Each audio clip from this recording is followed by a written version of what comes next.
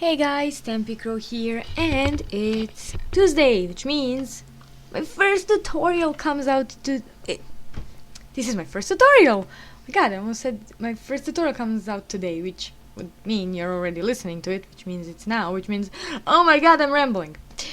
So enough of the silliness. Let's put on my professor's face, fix my glasses, and continue to work to head on. So this is the game's lobby, and in this introduction I'm just going to explain how the game looks and how the League of Legends main map looks. I am sure I will be adding more League of Legends more maps as time goes on, but this is the main map. I'm going to increase it just a bit so you can see it. So the game is divided in Summoner's Rift, in the map Summoner's Rift, into two teams. Blue team, which is this area here, and purple team, which is also known as red team, is since I have the blind mode on. And then middle ground. This is the jungle, and this is the enemy jungle. Now the lanes are divided into 5 parts, or actually 4 parts. We have bottom, so it's all around here, and on bottom we have 2 players from both teams, from both sides, and those are the positions support and range attack damage carries. Also here is the first bottom lane turret or tower. Here is the second, and this is the already one in the base. Same goes for here. Here's the first, I think around here somewhere. First one, second one, last one. Then we have the jungle, where it's also a lane for the 5th player of the team that is called a jungler. So he goes into it, clears wolves and blue buff, or raids and lizard, depending on if he has mana or not. Or in case of a mana user junglers, they go wolf, blue buff, raids, red buff, or raids, big golem, red buff, ganking. I will explain to that a bit later in my videos. Not necessarily today, but a bit later in my videos when I get to the jungler. I'll be focusing every Tuesday on one particular lane. Apart from today I'm explaining how the game looks, how the map looks, where things are, and some of the regular words like AD, AP, attack damage, ability power, solo top, jungling, ganking, counter jungling works.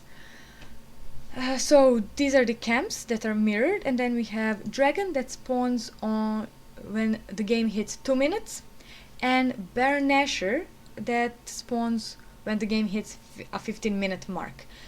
So with those we have dragon that respawns every 6 minutes after its death, and it gives 190 gold to every member of the team that kills it. So if the blue team kills, everyone gets 190 gold. If the red team kills it, they get 190 gold. The buffs, so the lizard buff and the ancient golem, spawn every 5 minutes, and they spawn in 145 or 150, somewhere between those two. Can't exactly remember which. I think it's 150 that they spawn. Wolves start in 135, 140, yeah, 150 ancient golem, 135 wolves. Baron Nashor gives 300 gold to the whole team. Same principle as the dragon, only he has 7 minutes respawn timer. Every other camp, wolves, raids and golems, have 60 seconds, so 1 minute respawn timer. Every 30 seconds from this here area, Nexus, so I'm gonna skin a bit here, from the Nexus, who is guarded by 2 towers posted here. There's a tower in front of everything. Every 30 seconds from this come a huge minion wave, and they start at 1:30 of the game. And every third minion wave, or creep wave as it's also known, comes with a siege minion, which is a huge little minion. I'm going to point it out next time I'm in game, so next Tuesday, when I physically enter the game and show you it that way, is worth 45 gold and can withstand 4, I think, or 5 turret hits. Never actually counted, but it's a very resilient, huge little tank driving, or it seems like that, minion. So we covered bottom, we covered the jungle, the minions. Mid lane, it's one player versus another player from either team, and they are usually ability power, so magic damage based. As it's season 3, the current meta game, which is some general rules, general conceived play style, has changed, and there can also be some fighters or bruiser types in the middle. I will explain later on what each means when I show you the champion list. And the last area is solo top. Middle is solo, and top lane is also solo. And mostly pre-season 3 bruisers, fighters, and tanks or off tanks were usually on top, with an occasional magic damage dealer that can withstand the damage of their counterpart, laning counterpart. So this is the full map. You have seen how it looks in my recent commentary videos. This is just the mini-map that shows you everything where it is and how it looks. Anything else about it? The game can last from 20 minutes to up to 78 minutes, which is the longest game I've seen, and it was, I think, DreamHack. Winter or summer or spring. Any case, it was one of the tournaments, line-based tournaments, that had 78 minutes, or even American regionals that had 78 minutes of Summoner's Rift League of Legends game, and it was probably very hard and difficult to concentrate as the time went on, and it was basically just a farm fest. So a lot of farming, or basically what farming means, killing creeps, minions that come to you and gaining money and experience from it. But the game, the champions level that you play, are from 1 to 18. So after 18 you don't get experience, but you gain gold, which gives you more items and a full build. And it's, as you saw from my videos, very interesting and super fun, and especially those that last 30 minutes or 45 minutes of my videos, you actually see some of the end game. So early game, the game is also divided into 3 phases. Early game is from 2 minutes or minute and a half, 2 minutes, when the minions clash in the middle of the lane, and you and your laning counterpart start last hitting, which means you let the enemy minions take your minion near death, and then you hit it, picking up the experience and gold. So you try to do that, and it lasts till about 15 minutes. From 15 minutes to about 30 minutes, it's 35 minutes, it's mid-game.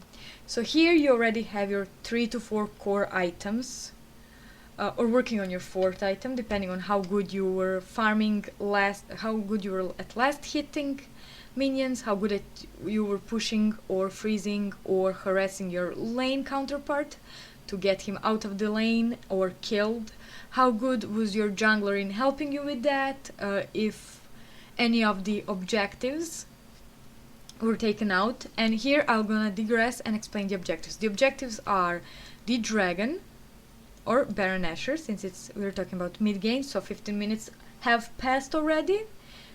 We are entering maybe 20th or 21st minute, so Baron is looking very nice, so you're looking at a possible easy ganks and takeouts so that you can reduce the enemy players down to 3 or 4 so that you can fight them with 5 champions, you 5 versus them 4.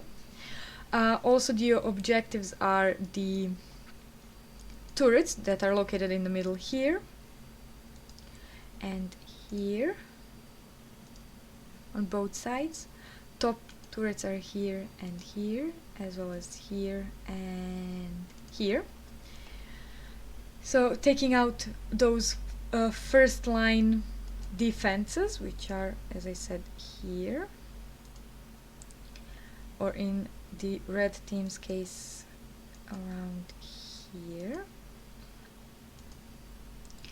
So these are the objectives that you want from early game to mid game to progress. So about from 15 to 35 minutes it lasts.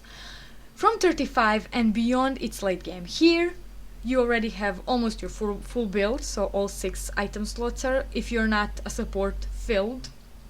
If you're a support you have 2 slots free or 1 free, depending if you didn't finish your last support item, and then you're only buying wards and you're placing them in this bush here, as it's not even though it's not visible here, not shown. The brush is here, it's also here, here as well. Here is usually that tri-bush or 3-point bush, as it comes from 3 sides, 3 openings, so here, here and here. Same goes on bottom. This would be 1 tri-bush here as well, as this is the cross section. So putting somewhere around the entrances of the raids, dragon, baron entrances here as well at the raids, the tri-bush area, also here golem buffs, warding enemy lizards or your lizard, some access here behind the dragon pit, so you can see when they're moving around, or even here where here's also a bush, so there's enemies always milling around here. So warding starts to be more important, as well as here, as there's are the 2 laning bushes that you usually see. So you put wards here, their counterpart is on top as well here, so you can see that. Because most of the time vision as to where you can move or where you can see your enemy is good, because you can catch someone unaware, kill it and gain a slight advantage. As you've noticed time and time again in my videos, that it happens that someone walks through that bush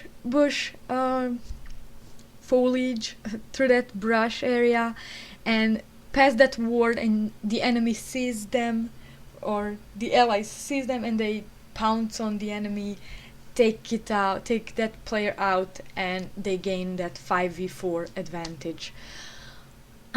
Also easier to set up ganks to catch people unaware, and it helps in team fights or when you're taking out objectives like Nashor, Baron Nashor and Dragon.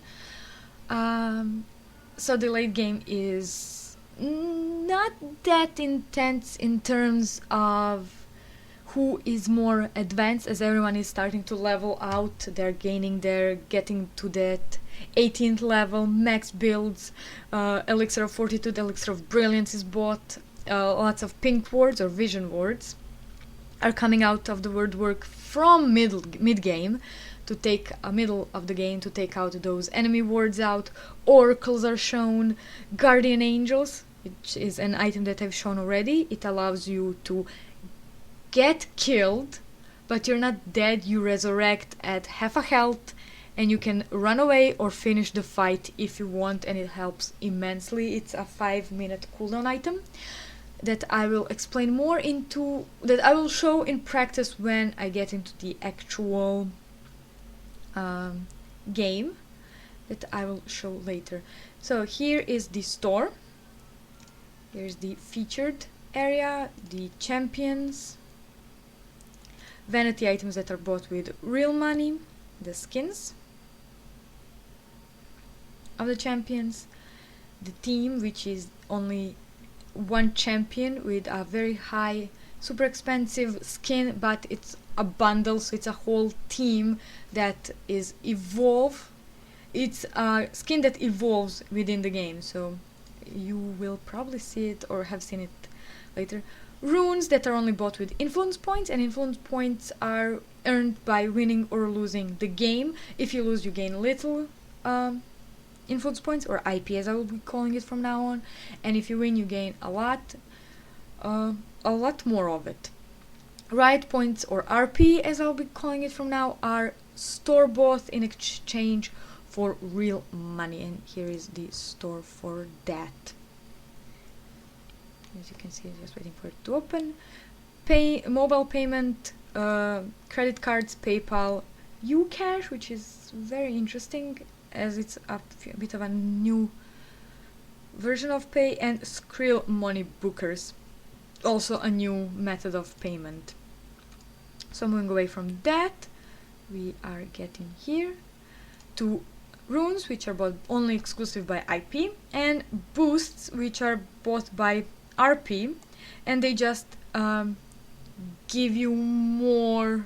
You gain a boost that let you earn more in a shorter amount of time. So if you're a person that works a lot and doesn't have a lot of time to farm up IP, this is a good way if you have, I don't know, a 3 days, so Friday, Saturday and Sunday are free, or after Friday after work and you have a weekend free.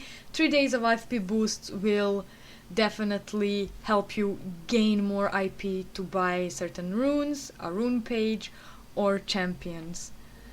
Here we have some bundles that are usually mostly better for the starters of the game. As you gain champions, you gain in the digital collector's pack, you gain champions, some runes, as you can see, runes, champions, 20 champions, a skin for one champion, runes, and riot points. So you pay with RP, riot points, but you gain some back. In Gamer's Choice you get, I think, 20 champions, not a different skin, Huntress Sivir, and XP boost for 10 wins, so you gain a bit of experience. And in Champions bundle you only get 20 champions, so, and it's also a bit cheaper to buy. And the other rune page, and another bundle is the 7 rune page bundle, which is bought by Riot Points, and it does help you as you only start with 2 rune pages. In other, you have the additional rune page, which costs 6,300 IP or 590 RP. Again, the 7 rune page bundle, as it also stands under other, and 2 transfers and a summoner name change. And it's all bought apart. Only the everything is bought by Riot Points, bar the additional rune page, which is can be bought by both. Codes, usually if you follow the tournament, be it online based or land based, the casters and sometimes rioters will give out skin codes that you can redeem here, and it's usually a bloodbath to get them, to catch them. And the last feature in the store is the purchases, where you see your history of what you bought. From there we will be moving on to the profile. So here is my profile. I haven't started ranked yet. These are my normals, my takedowns, monster and minion kills, and wins. It's also divided into Classic, which contains the 2 maps, Summoner's Rift, which I've shown you, and Twisted Treeline, which will be shown. I will be doing a tutorial about it as well once I finish with the Summoner's Rift. And Dominion, which is the 3rd map of the game, and I will be showing that after I finish Twisted Treeline. So stay tuned for the tutorials. There's a lot of content that I will be teaching you about. one of the newest features for League of Legends for especially players, which are called summoners, is the honor system, which grants players to honor their opponents or teammates, and it goes with friendly, helpful, teamwork, and honorable opponent. So if your opponent was honorable, was graceful in defeat, showed kindness and good strategy, or was just that one player, one summoner that had you constantly on toes and trying you out and trying your patience and your skill and how well you can react to its taunts and playstyle, you can award them with honorable opponent because you had fun and you were tested as a player and your skill was put to the test and you either prevailed or lost because the enemy outplayed you. So here is that. Usually this area is filled with champions when you are playing ranked for a bit of time and you accumulate some victories or losses with certain champions. Now, ranked. I think my next video will be mostly about that, as the ranked system changed. Now it's not about ELO, which is spelled E-L-O, which was taken from chess. And there was this chess player. There we go. ELO rating system. You can find it on Wikipedia. I am searching for a moment about that. So the ELO rating system is a method for calculating the relative skill levels of players in two-player games such as chess. It is named after its creator, Arpad Elo, a Hungarian-born American physicist professor. So, ELO is originally made for chess, as it's a relative skill level, calculating the relative skill levels. It is also used for the same purpose in games such as StarCraft, StarCraft 2, and League of Legends. I'm pretty certain it's used also in a few other games, but these are the ones that I know that used it or are using it still. And it means that prior to this patch, prior to Season 3 start, League of Legends was using ELO rating system. And with that, as you win ranked matches, you gained ELO. If you lost ranked matches, you lost ELO, you lost your rating. And it was also divided into bronze, silver, gold, platinum, and diamond. I'm not going to go into ratings now of the old system, as it has ceased to exist in League of Legends. Season 3 introduced the new system called League Points and League, and it is divided into tiers, which is the bronze tier, silver tier, gold, platinum, diamond, and the newest tier, challenger tier.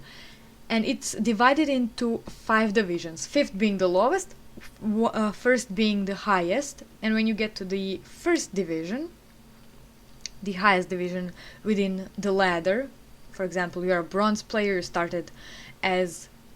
you entered in the 5th division, so you wanted to gain... as I said, I'll explain into detail in a later video, so don't worry your heads about it, because if I start now, this video will be an hour long, and I really don't want that. So these are the current ranking ladders.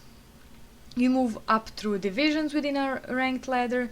From divisions you move into the next tier till you reach challenger tier, and that's where all the magic happens, as the challenger tier is also a way to, if you're playing a team ranked, into the competitive scene.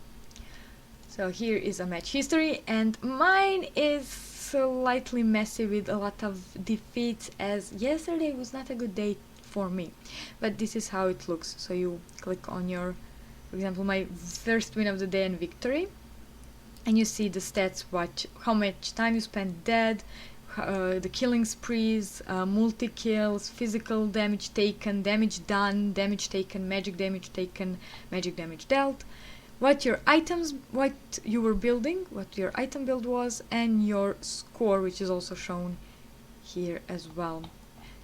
The match history shows 10 of your recent matches. And here is the fun part. Champions. Yes, you have them in the store, but you also have them in your profile. And from here you see them all 110.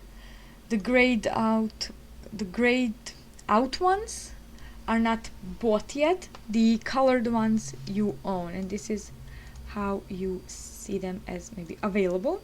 Available mean that they are a combination of what you own and what is this week's 10 free-to-play champions. So every Tuesday,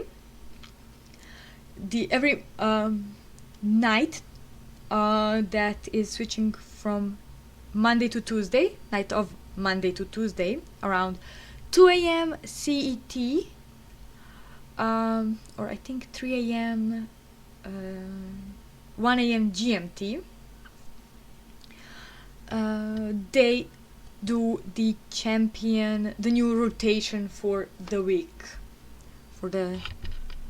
till the next Tuesday. So every Tuesday they switch it. Yeah. Kind of got my thoughts lost there. So that's the available, but I'm going to show all. So now we have a bit of the attributes that some champions share, some don't. For example, we have pushers. Good mouse. Pushers. Now, those doesn't mean that they are pushing the turrets and that they're good for that. This means that they're pushers of the lane. They push their lane very fast, so they clear minions, creeps, minions, whatever you want to call them, very fast. And they are in advantage or disadvantage of the enemy player, as they will probably harass them to their turrets and leave them there. So they are very pushy as champions. They do lots of damage, and they are it's fairly easy to gank as everybody else, but they have some methods of escape, some snare or stun or something like that. And this is a mixture of tanks, magic or AD and stuff like that. Next we have junglers. Junglers are not all there here, as some champions without the jungler attribute still jungle. These are just the few that have this. Also supports. Apologize, my mouse is really bugging me today. Now these are all the supports, this one being the newest, Trash. Now he will open, so this here is his overview, showing his abilities in a very cool way. His lore, so his story, every champion comes with his own story, his or hers story, or even its. And here are them. In case of this here champion, Morgana, she can be played as support. I've seen her played a few times in rank 3 as support, but she is mostly a mid lane champion, and I'll talk about that some other Tuesday, not today. Just explaining the attributes here. Next we have assassins. Now here's a bunch of assassins that are a mixture of variety. We have solo toppers, middles, ADs, APs, junglers. Everything is here, and they are the ones that will either come around and kill the enemy AD carry and or mage, or they will sit outside the fight, wait for everyone from the enemy to waste their most highest damage or their fourth spell, which is unlocked on level 6, which I will explain later, again when I enter the game, which will be next Tuesday, where I will be showing you specific placements, specific lanes, and what's it all about, going from the basic explanation to more advanced explanation as well. So they wait and then they jump in and clear. Then we have range. Now range will be definitely a disorder. So this is all the ranged champions. Now as you can see, you have some ability powers like Cassiopeia. She is mage and ranged. This Naga Medusa type of champion. And you have also champions like Caitlyn. She is an AD carry, very interesting, and this was her overview. Next we have stealth. Now here we have a bit of them. So we have few assassins. I think he has an assassin tag as well. Oh, he is a stealth jungler. So his ultimate and his ultimate are the stealth ones. She has a stealth shroud. She is constantly invisible until she hits a vision ward or comes very close to an enemy champion. He has his Q, Deceive, that is invisible. He sits still for 2 seconds and is invisible. Ability that makes him invisible. While under the influence of her ultimate, her Q, which is Tumble, becomes invisible, and he has, I think, under his W, his second spell. No, his E. So yeah, his W is Decoy, so he goes invisible but leaves a decoy monkey in his wake. Recommended. Now those are that will clean up, that have something that can help the team. Usually silence or armor or magic resist reduction or healing reduction, some sort of thing, or stuns, slows, some sort of CCs that will help the team in general, and attack speed buffs and stuff like that. Mages! Usually, well, actually not usually, all of them are ability power based, magic based. They come with different sizes, kits and resources, usually mana, but in champions like Vladimir, he uses his own health and that is his resource. So here are his skins. This is a legendary one, so this is a bit more expensive, but still a very beautiful skin. And these are his abilities. So every champion in League of Legends starts with a passive, Q, W, E, and R, and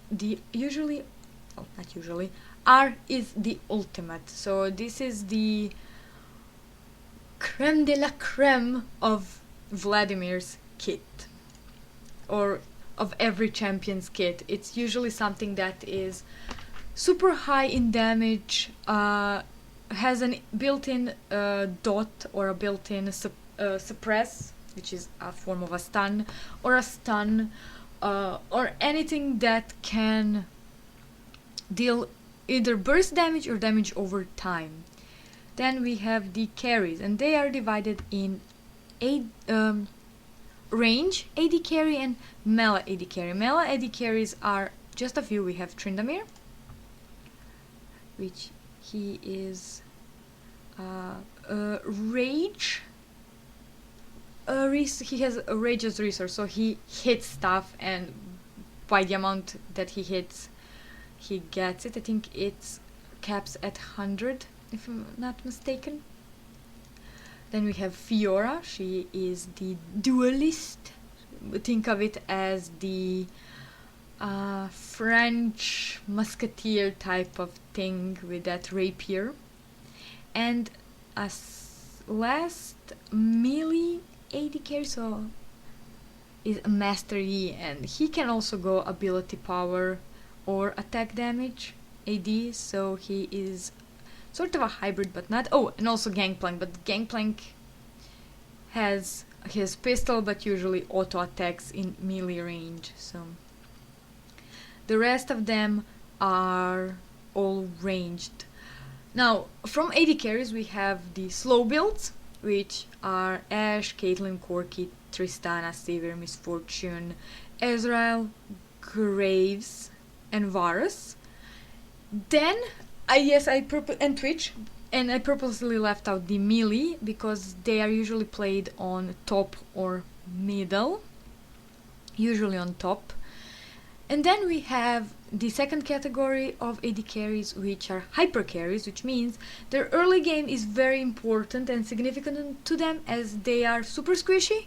They need the early kills, they benefit from an early gank to get the kill, and they need to farm quite a lot to be super useful. But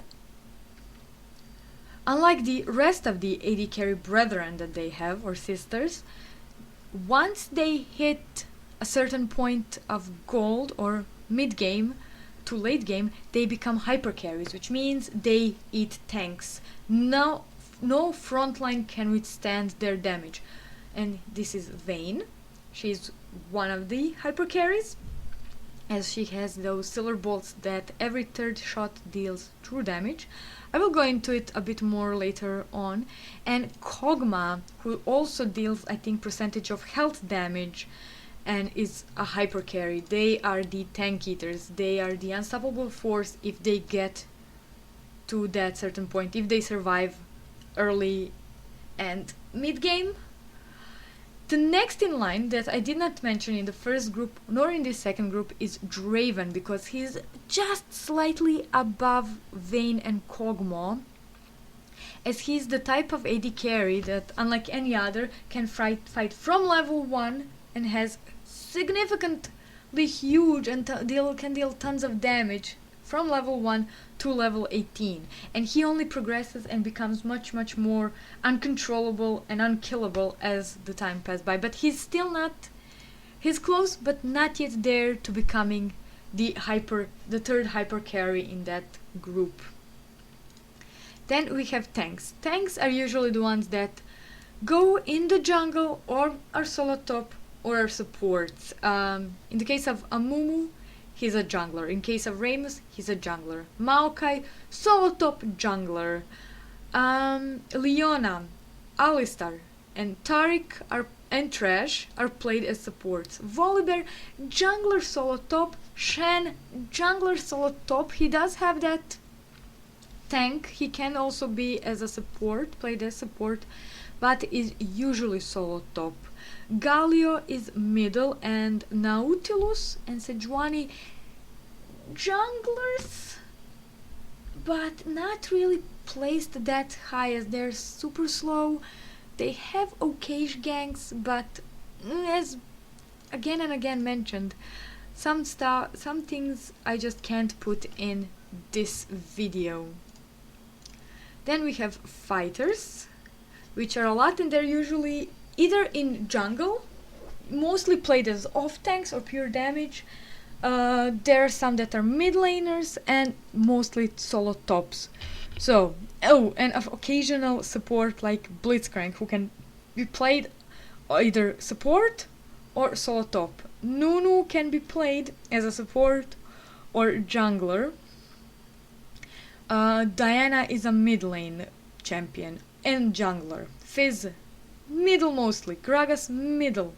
Hecarim, jungler and not so good solo top. Jarvan, excellent solo top, okayish jungler. Jax, brilliant solo top, but I will continue later on. As you can see, it's very super divided.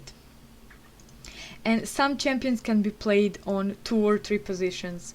And these are all the melees. As you can see, quite a bit as also you saw quite a bit of ranged. And I will be dividing them into, showing you mostly ranged and melee, and then dividing them into, as my tutorials progress, into the lanes. And I'll start with some usual laning champions for certain places, and then go into advanced and a bit unorthodox. Here are the runes, as I want to finish this, as we are nearing 40 minutes. So here are the runes. You start with 2, but as you see, I've been playing this game for quite a bit now, and I bought 12, actually got 12 rune pages. And they're mostly all full. I think the only one that is not full is this. I'm missing the glyphs. So, as I mentioned before, this is my AP for a certain champion, certain group of champions, my ability power rune page. So these are the marks. This is where they're found, stored, as you gain a lot of them. My seals, my glyphs, and quintessences. So these are the seals, 9 seals, 9 glyphs, and only 3 quintessences. Button for clearing the rune page. I'm going to return it. We also have the save, and this is the rune combiner. So when you're leveling and you bought tier 1 or tier 2 runes, and when you reach level 20 you want to change them into tier 3, you place 5 of tier 1 here, press the button, and you gain a tier 2 rune. You have 4 tier 2 runes, but because of the earlier conversion you have 5 of them. You place them all 5 here, tier 2 runes, and you gain a tier 3. And then later on it just becomes a gamble. Now here are the masteries. Before in season 2 you could have 10 of them. In pre-season 3 we gained the benefit of having 20 of them, which you see I'm nearing the limit. I'm on 17. And this is for my AD Vayne and Varus build. As you have 30 points, you spend them as you wish, and this is my ability power. So 2109. You can build them mostly like that, or let's see, we have for a jungle 0219, or for support maybe 01317. This is for some tanky supports. Usual support 9021, with mostly utility. The masteries are divided into offense, defense, and utility. Utility is where you get gold, lifesteal or spell vamp, experience, movement speed, mana regen, not that much of a health regen, as health is located in defense. And you can also have a bit of a hybrid going on with 21 in offense that gives both attack speed and attack damage, AD and AP. Well, it didn't take the cooldown reduction, but with AP and AD, and 9 in defense for that better survivability, as it's mostly played with my 2 champions, which are Teemo and Akali, as I am building them in such a way that they gain damage from attack speed. And these are the summoner spells in the game, all of them. They max out at 12. At your summoner spell 12, summoner level 12. And here is your icon, level 30. Your name and experience bar. Mine is full. RP, IP. Here, League of Legends lore has died down and it hasn't been updated, nor will it update. But yeah, so you have clarity, dominion base spell, ghost, heal, teleport, cleanse, smite, used for junglers, revive, mostly dominion. As I said, once I finish with Summoner's Rift and Twisted Tree Line maps, I will be talking more about dominion. Barrier, which came out with the 4th and only custom game-based game, Proving Grounds, which is also tutorial as well. Exhaust, Ignite, Clairvoyance, that was used by supports but rarely now, and Flash. Here you have your ranked team. I'm going to show mine. We are still in seeding. These are the nondescript, still not in any ranked ladder. We are yet to be placed. So here's our season 2 history, quite the colorful thing, and the stats, how the team ranked looks. So we have most wins, win ratio, you can see this is the support. So this is how a usual team looks like. Unfortunately we don't have a solo top, as Soraka was played and Taric quite a bit before we stopped. So our solo top was not shown, but yeah, this would be me in mid lane, support on bottom, AD carry on bottom, our jungler. Unfortunately our solo top is not shown here. Yeah, unfortunately. And that's that for this tutorial. Next Tuesday I will be talking about top lane, the items for it, the champions for it, going from those easy to play champions to high skill set advanced champions, and what they do, how they use their ultimates, summoner spells, and so on. I hope you enjoyed it. I know it is quite a bit of long tutorial and talking about me rambling, but I hope some things are cleared, and see you on next Tuesday. Oh, by the way, don't forget to comment, thumbs up or down, depending on how you fancied this video, and subscribe. Bye!